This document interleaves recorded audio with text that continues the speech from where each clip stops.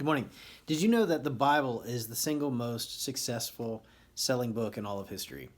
Do you know the second? Do you know the second most successful selling book in all of history? It's called The Pilgrim's Progress by John Bunyan. And if you like stories of inspiration, you're going to like this one. John Bunyan became the most famous author in England during his day. All of his contemporaries were incredibly astute. In fact, they could walk into any university in academic realms and they could hold their weight. They were completely at home in that arena, and everyone respected them. They had the ability to write at will because they all came from wealth. And so they didn't need money, they didn't need earnings from their writings to make a living, so they could do it as leisure. John Bunyan is different. John Bunyan writes the Pilgrim's Progress, and it becomes so successful because John Bunyan was someone who came from nothing. He was penniless. He was a pauper, and he was not someone that was going to be welcomed by all these universities to come in and just wax intellect in academic arenas. He was just an average Joe, less than blue collar. He was someone who just came from poverty. In the end of his life, he would have published nearly 60 books.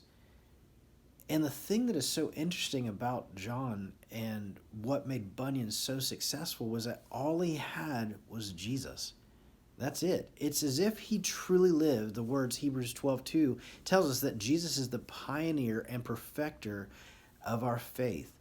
He wrote some of those fascinating works, and they're all written in Old English, so they're heavy lifting, but he wrote some of those fascinating works about faith because he truly believed. That's all he had to hold to. It's as if his life, much like the 12 disciples, when Jesus paints what the cost of discipleship would look like for people, and people who'd been following him left him in droves, he turns to his disciples and he says, do you also want to leave? And Peter says, to where can we go?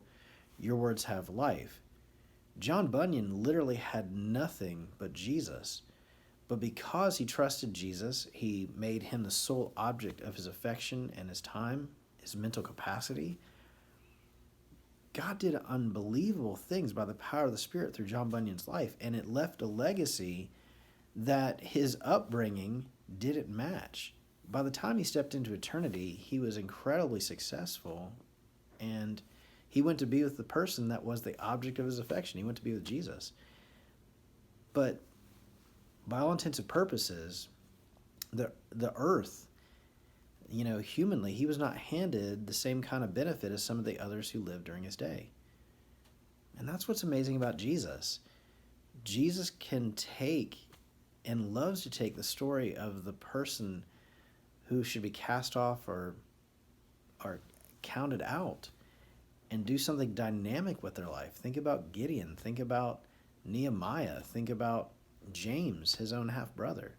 And so I just want to encourage you today, if you have been feeling a little downtrodden, a little forgotten, a little like the world is heavy or the world has not given you the benefits that maybe others around you have, maybe you look around and you go, when am I going to get mine? What about my turn? Can I just encourage you today? John Bunyan had every right to say that. And all he had was Jesus.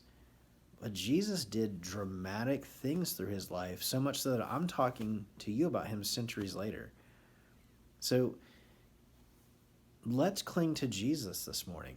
Like Peter said, it's in you alone we have life. Your words are truth and they are life. And we have nowhere else to go. We can't seek life anywhere else. John Bunyan knew that. And today I hope you know that. He's the pioneer and perfecter of our faith. And today I hope he encourage you. I hope he inspire you to the point where you want to hide yourself behind the cross of Jesus and preach him, that your life would preach him and him crucified, so that the power of life, the life that we have in Jesus, comes through your life to others and is evident in your love for others.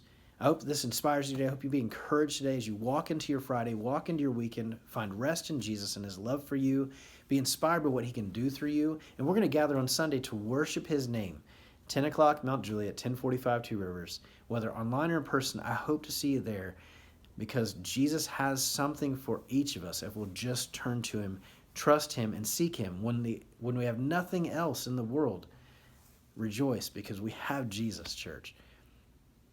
I love you, and I'll see you Sunday. Have a good week.